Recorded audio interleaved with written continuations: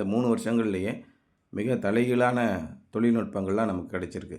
அப்போ வரப்போகிற காலங்களில் நமக்கு என்ன விதமான மாற்றங்கள், என்ன விதமான முன்னேற்றங்கள் கிடைக்கும்னு சொல்ல முடியாது.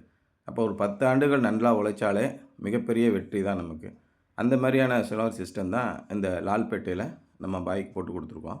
இது அவங்களுடைய கரண்ட் பில்லை முற்றிலுமாக குறைச்சிருச்சு.